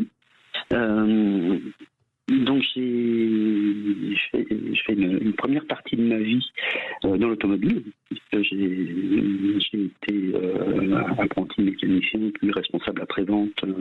Donc j'ai évolué une vingtaine d'années dans l'automobile, et à ce titre, j'ai entretenu les voitures de Charles Trenet, qui avaient différentes voitures, des Rolls, des Bentley et une 3000 GT. Cette 3000 GT, de son vivant, je lui avais dit, lorsqu'elle sera à vendre, je suis intéressé. Et à son décès, donc son héritier me l'a recédé contre des travaux. Elle est de quelle année ? Elle est de 94. Très bien. Voilà, donc vous avez hérité, entre guillemets, non, vous l'avez acheté, voilà. Vous avez hérité, entre guillemets, de la voiture de Charles Trenet. C'est trop beau. Et j'imagine que vous voudriez la conserver, mais elle est tombée en panne. Et est-ce que vous avez roulé sur la Nationale 7 en chantant Nationale? J'aurais pu, effectivement. Donc oui, je souhaiterais la conserver. Néanmoins, cette voiture ne tourne plus depuis quelques années, puisque dans un premier temps, j'ai changé d'activité. Je n'avais plus le temps, en fait, de la faire rouler. Donc je l'avais tournée jusqu'au jour où elle s'est arrêtée. Je la mettais en route et elle s'est arrêtée au bout de 10 minutes. J'ai donc ouvert le calculateur après différentes recherches, et je me suis rendu compte qu'une pièce était détériorée, un circuit imprimé était détérioré dedans. Ouais, vous avez essayé d'en commander un aux États-Unis. Je vais résumer parce que sinon je vois le réalisateur qui fait des gros yeux. Voilà. Vous avez commandé un calculateur aux États-Unis qui n'est pas exactement le même. Enfin bref, vous n'avez pas trouvé de solution pour le moment. L'idée étant de éventuellement réparer l'ancien calculateur. Comme ça, on est sûr. Vous êtes rapproché de sociétés qui étaient spécialisées là-dedans ? Parce que j'ai peut-être un plan pour vous quand même. On adore ce garçon, Jean-Luc Moreau. Jean-Luc aime. Voilà. Notre partenaire Back2Car, qui fait de la pièce de réemploi, ils font pas que de la pièce de réemploi. Ils refabriquent ou ils réparent. Alors, en particulier, les pièces électroniques, soit les tableaux de bord, les calculateurs, tout ça, ils ont une société qui travaille, qui est spécialisée là-dedans. Ils sont assez pointus dans leur domaine. Je pense que c'est même les plus pointus dans leur domaine. Donc, j'en ai parlé avec Luc Fournier, le patron de Back2Car, qui m'a dit on va regarder ce qu'on peut faire. Ce que je vais faire, je ne vais pas les donner à l'antenne, je vais vous envoyer, Thierry, les coordonnées de Luc Fournier, à qui vous fournirez les éléments, numéro de série de la voiture, etc., ou même juste l'immatriculation, des photos de la carte qui est cassée, on voit qu'elle est cassée, puisque vous voyez. Voilà.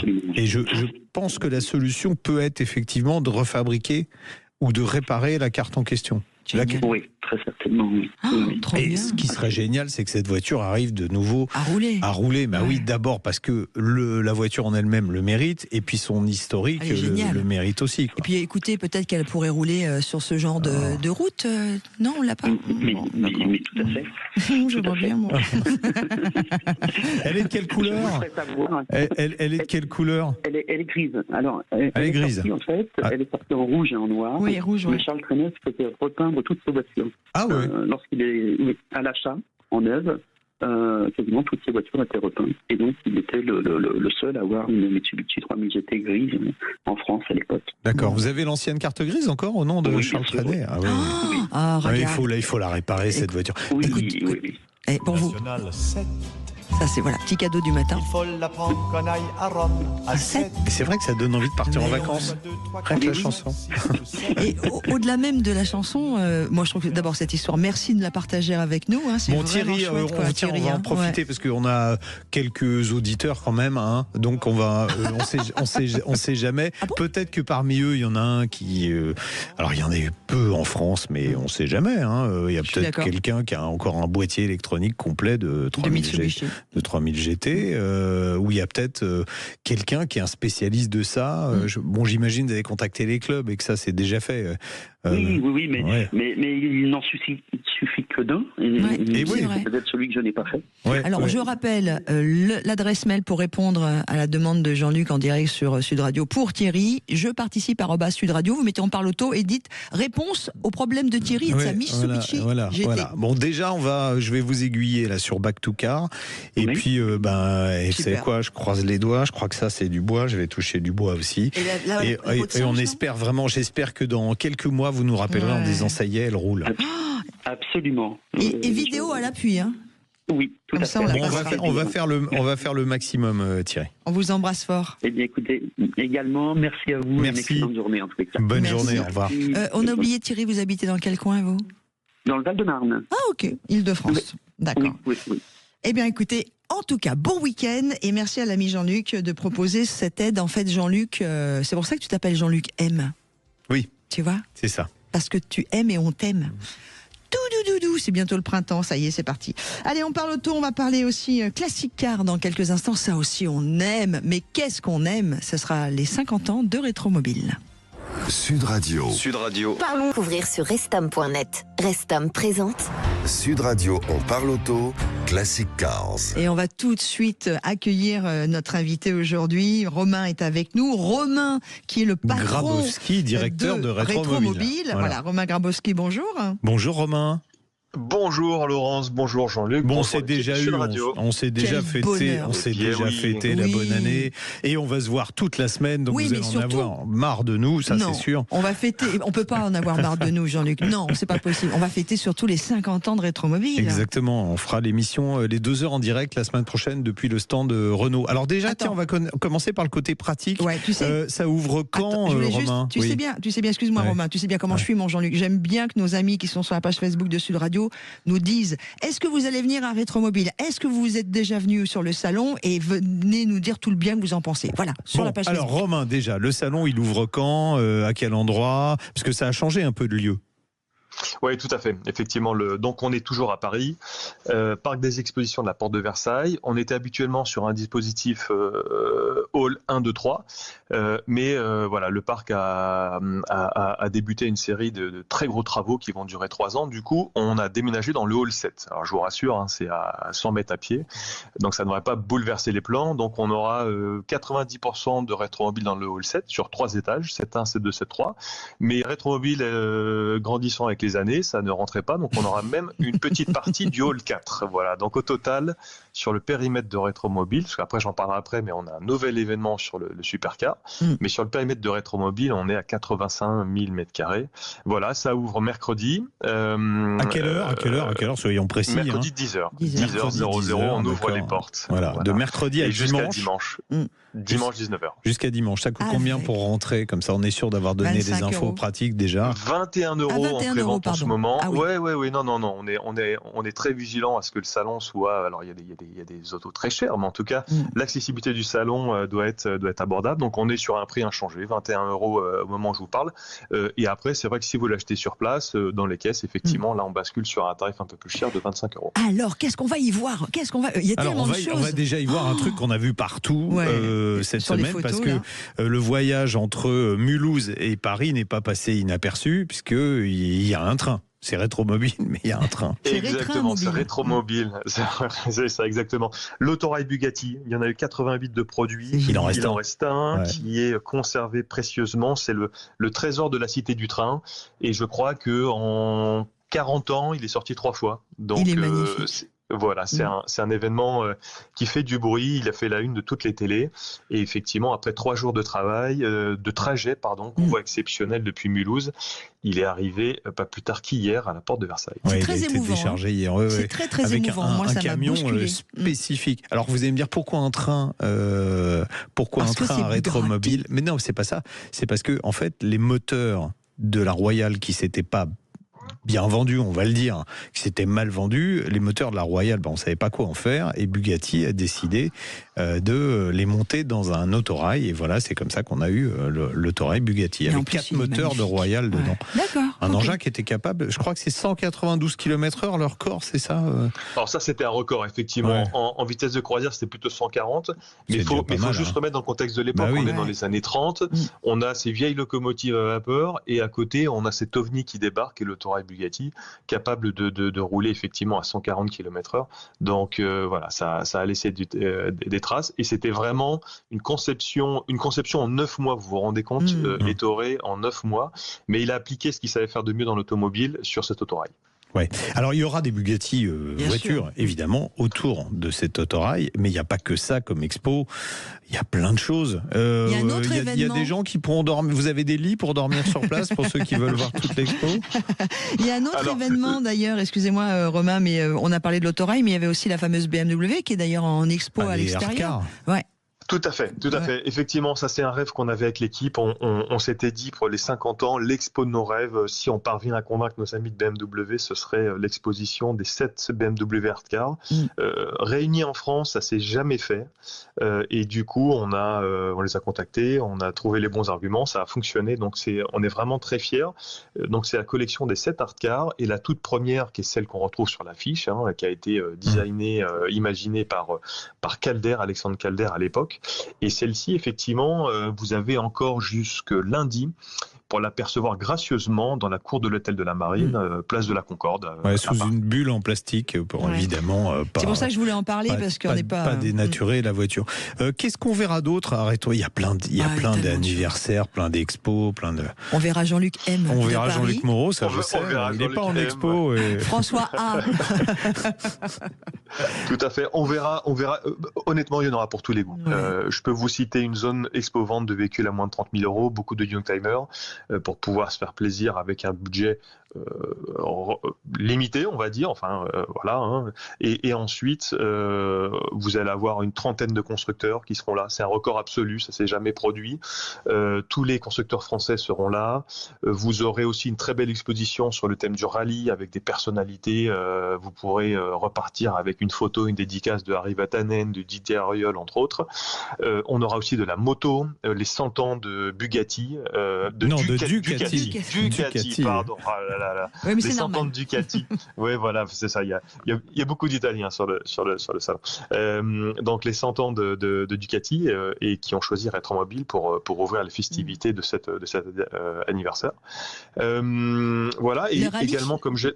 On en a parlé du rallye. Voilà, l'expo du rallye. Avec les groupes B, les voitures les plus extrêmes qu'il y ait jamais eu en rallye d'ailleurs. Exactement. Oui, on va retrouver des groupes B. C'était l'âge d'or, comme on dit. D'ailleurs, l'exposition s'appelle l'âge d'or du rallye, que vous allez pouvoir retrouver. On va retrouver des Audi Quattro, on va retrouver évidemment la 205, des Lancia Stratos, et exactement des Delta, Lancia Delta. Toutes ces autos seront là. Toyota Celica aussi. Et enfin, je le disais tout à l'heure en préambule, une des grosses nouveautés, c'est qu'on colocalise un nouvel événement sur le thème des supercars contemporaines. Et du coup, sur 15 000 m², on va retrouver, donc le nom de l'événement c'est Ultimate Supercar Garage, on va retrouver toutes les supercars les plus rares et désirables du monde. Pareil, ça s'est jamais fait de les réunir sous le même toit.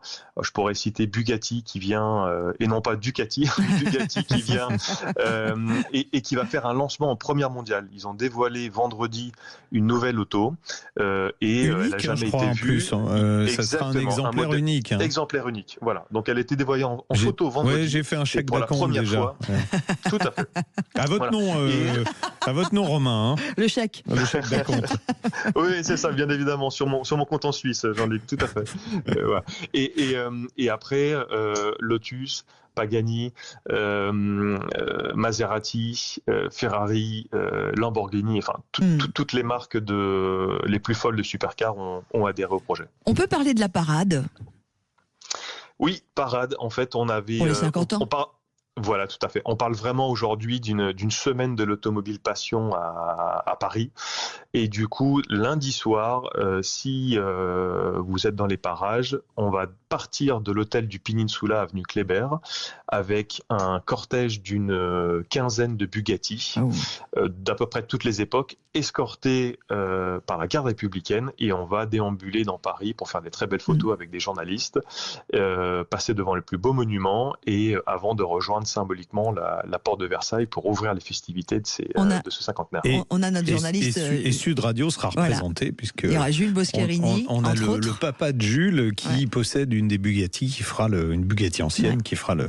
Et Jules va faire des images, il va faire. Voilà, c'est un passionné aussi. Donc si vous aimez les belles autos sur Sud Radio, vous verrez aussi des images sur la page Facebook et puis sur la chaîne YouTube de Sud Radio. Donc on va manger du rétromobile toute la semaine, on adore. Romain, mais on adore ça. Alors nous, au niveau alimentaire, on n'est pas difficile pour les repas avec Jean-Luc. On mange tout, on boit tout. Enfin, quand c'est bon et c'est bien fait. On est ravis en tout cas de passer cette semaine avec vous et merci de l'accueil que vos équipes nous réservent tout le temps. Et on sera donc en direct samedi. On sera en direct du stand Renault. Le stand Renault qui est consacré majoritairement à la Clio, puisque la 6e génération vient de sortir et il y aura sur le stand les toutes premières Clio, les voitures aussi, les modèles les plus sportifs, des modèles de compétition également, mais on vous détaillera tout ça la semaine prochaine. On vous annoncera également est-ce que je crame? T'as commencé, vas-y. C'est pire que les filles, toi. François A sera désormais l'ambassadeur de Renault pour ce qui concerne les véhicules anciens. Et on adore. Et puis surtout, moi, Romain, ce que j'ai envie de dire, avant de vous laisser continuer, parce que je sais que vous êtes la tête dans le guidon et que vous êtes sous l'eau en ce moment, à quelques jours de Rétromobile. Quoi qu'on ait comme magnifique agenda d'animation, de vente aux enchères, etc., c'est surtout le rendez-vous pour rêver sur ces voitures exceptionnelles, toutes qui sont là, ne serait-ce que de se promener, c'est un événement en soi dans Rétromobile. On peut aussi en acheter parce qu'il y a la vente aux enchères jeudi. J'ai vu, il y a une petite Ferrari. Une Ferrari 250 châssis court qui me plaît bien, Laurence. Une idée de cadeau pour un anniversaire. Ok, super. Surtout que les prix ont un petit peu baissé, donc pour moins de 10 millions, vous devriez arriver. Mais c'est ça que je voulais dire, c'est qu'il ne faut pas oublier que grâce à vous, Romain, et grâce à Rétromobile, on peut continuer de rêver quand on aime les voitures plus ou moins beaucoup. Et nous, c'est beaucoup, mais même quand c'est des œuvres d'art, c'est des histoires, c'est des parties de notre vie, c'est génial, quoi.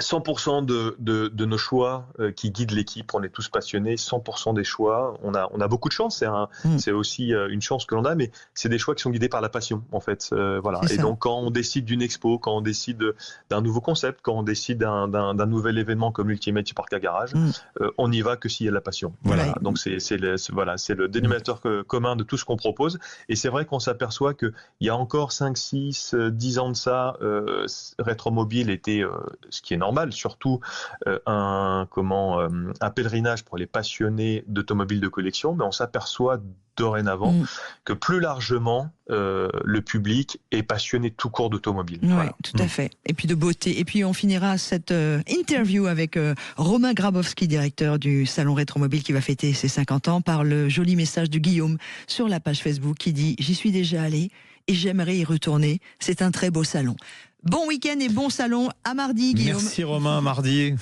Merci Romain, à tous, on se retrouve très vite. Avec plaisir, vous allez nous avoir avec sur le grand plateau. Plaisir. Vous êtes les bienvenus. Toute la semaine.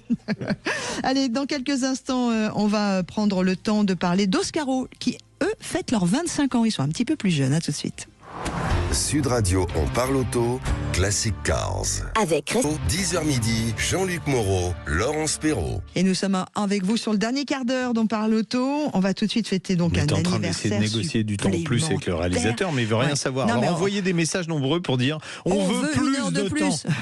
C'est pas le réalisateur qui est contre, c'est juste qu'à midi, c'est la montre d'ici midi. Bonjour Patrick Desmazures, vous êtes le directeur général d'Oscaro. Bonjour. Bonjour. Bonjour Laurence. Bonjour Jean-Luc. Happy birthday Oscaro. 25 ans. Merci. Merci beaucoup. Bon, pour ceux qui habitaient sur une autre planète et qui connaissent pas Oscaro, rapidement. C'est .com. Oui, Oscaro. Oui, alors Oscaro, c'est effectivement, on fête nos 25 ans cette année. On est heureux d'accompagner les automobilistes et les autoréparateurs depuis 25 ans. On vend des pièces détachées en ligne. On est uniquement destiné au marché des autoréparateurs.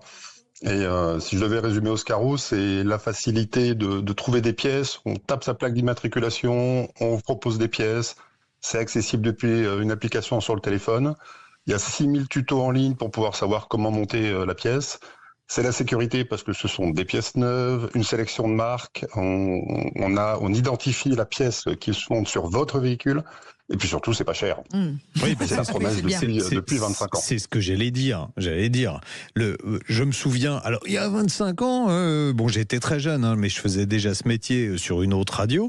Et je me souviens d'avoir accueilli le fondateur d'Oscaro à l'époque, qui nous donnait des exemples de prix. C'est ce qui a permis à la marque d'ailleurs de s'implanter en disant, voilà, nous on a de la pièce ou d'origine ou équivalente à l'origine à des prix 3, 4, 5 fois inférieurs à ce que vous allez payer chez un concessionnaire. Aujourd'hui, le différentiel de tarif, c'est quoi entre une pièce d'origine dans une boîte Renault, par exemple, et ce que vous pouvez vendre en équivalent ? Alors, si on compare par rapport au prix public conseillé, puisque ce que le garagiste va facturer au client dépend de l'opération qu'il va faire et de la remise que lui va faire à son client. Mais si on compare au prix public conseillé, on est entre moins 30, moins 40, moins 60% par rapport au prix public conseillé. Et on a regardé depuis l'origine d'Oscaro l'ensemble des économies qu'on a pu permettre à nos clients de faire par rapport au prix public conseillé.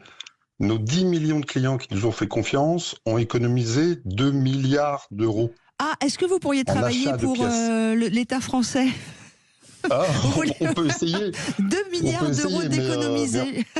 Humblement, on participe à l'effort de guerre, comme on dit maintenant, pour favoriser le pouvoir d'achat et permettre de maintenir le pouvoir d'achat des Français. On va surtout préciser que vous ne parlez pas chinois, que l'entreprise n'est pas basée à Shanghai ou même dans les pays de l'Est, et que Oscaro, ça reste essentiellement français. Exactement, et c'est aussi une fierté, c'est que nous sommes basés en France, on a des emplois en France, on paye nos impôts en France, et nous ne sommes pas on peut importer des pièces d'autres pays européens, bien évidemment, mais nous sommes basés en France, et pour nous, le commerce, puisque nous sommes un e-commerçant, le commerce, c'est la proximité. On doit être proche de nos clients et on est proche aussi sur les réseaux sociaux, proche de nos clients. Est-ce que vous avez une politique de développement sur l'Europe ? Alors sur la France, nous sommes basés en Europe, en Espagne, en Belgique, au Portugal. Donc on se développe en Europe, bien évidemment. Notre principal marché reste la France. Et on a un parc roulant français qui est suffisamment important et qui vieillit année après année. Le parc moyen roulant français, c'est 12 ans d'âge. Et les clients d'Oscaro, c'est plutôt 15 ans. L'âge moyen des véhicules réparés chez nous, c'est plutôt 15 ans. Ce qui est normal, un véhicule neuf est réparé chez le concessionnaire, puis les réseaux de garage indépendants. Et c'est quand le véhicule commence à perdre en valeur que le client va essayer de réparer à moindre coût. Donc c'est tout à fait logique que la moyenne d'âge évolue. Bon, dites-moi, le fait de vendre des pièces multimarques comme ça, vous dites, on a 70 000 véhicules référencés, ça représente combien de millions de références de pièces? Et comment vous faites pour stocker tout ça? Alors, on a un catalogue de près de 2 millions de références. Et ce qu'on appelle chez nous le catalogue, donc la capacité à identifier la bonne pièce pour le bon véhicule, c'est 100 milliards de combinaisons possibles. Et notre savoir-faire, depuis 25 ans, c'est d'avoir un catalogue extrêmement précis. Et donc on enrichit avec des outils informatiques. On parle beaucoup de l'IA maintenant, de l'intelligence artificielle qui nous aide à renforcer encore ce catalogue.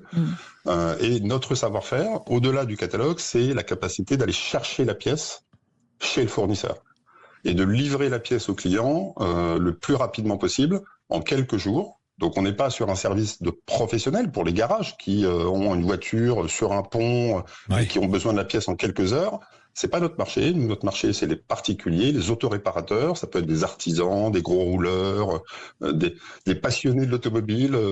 Quelqu'un qui veut réparer un vieux Speeder Alpha. C'est un amoureux de l'automobile. Voilà, les voitures qui peuvent encore être réparées. Il y en a dans lesquelles on peut plus mettre nos mains. Mais non, puis il y a des réparations qu'on peut faire soi-même assez facilement. Si vous voulez changer un phare, normalement, sauf sur certains véhicules où c'est compliqué. Je fais un petit signe à mon ami Jean-Luc parce qu'on a quelqu'un au téléphone. Alors, Patrick, on a un auditeur auditeur, c'est le hasard absolu, qui cette semaine posait une question sur Oscaro. Alors on s'est dit, tiens. Ben, on va le prendre chez Bonjour David. Je ne sais pas si vous allez pouvoir régler son petit souci. Mais on en profite, nous on est comme ça. David, rapidement, expliquez-nous ce qui vous est arrivé. Bonjour David. Bonjour Jean-Luc et la cagouille et monsieur Oscaro. Bon la cagouille, c'est moi. Merci. Merci David. Bon anniversaire, vous allez peut-être faire quelque chose pour moi pour l'anniversaire, on va voir. Donc alors, je vous explique rapidement, j'ai commandé un kit d'embrayage le 16 novembre 2023 pour un Toyota Hilux. Il s'avère qu'au bout de 15 000 km, la butée est couinée. Et j'ai fait un entretien chez Toyota distribution là, au mois de novembre. Ils m'ont dit que la butée et l'embrayage vibraient, donc c'était mort, c'était à changer. Ça faisait 21 000 km à peu près. Donc j'ai fait l'étiquette de retour donc le 5 novembre avant les 2 ans, la garantie légale. Et donc Toyota m'a changé tout ça.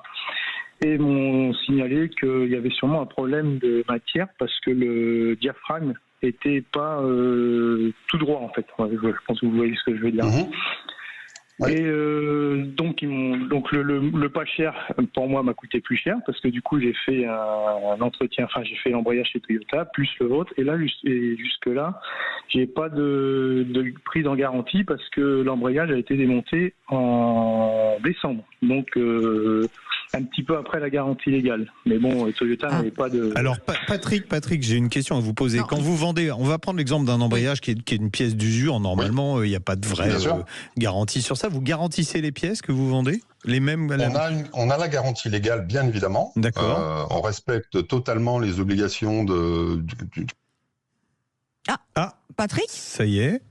Patrick a disparu. Ah mince, bon, David, on va essayer, c'est pour ça qu'on vous a pris en attendant que Patrick revienne, parce qu'effectivement... Donc ce que vous voulez, David, vous voudriez qu'on vous rembourse en fait l'embrayage qui n'était peut-être pas la bonne référence pour votre voiture, c'est ça ? C'est ce que Toyota m'a évoqué, peut-être que le moteur que j'ai, c'est un 3 litres, ne correspondait pas à l'embrayage qui serait peut-être un 2 litres 4, et surtout que j'ai commandé Valeo et j'ai reçu une autre marque, j'ai vu ça au démontage, et dans le code de la consommation, j'ai vu que tout ça n'était pas autorisé sans l'accord de l'acheteur en fait. Alors, on a retrouvé Patrick, David. Oui, excusez-moi, une petite coupure. Donc, comme je disais, on a effectivement les obligations de garantie légale que nous respectons. Alors, dans le cas particulier de David, si hors antenne, on pourra me donner les coordonnées de David pour qu'on puisse régler sans problème. On va faire bien ça. Évidemment.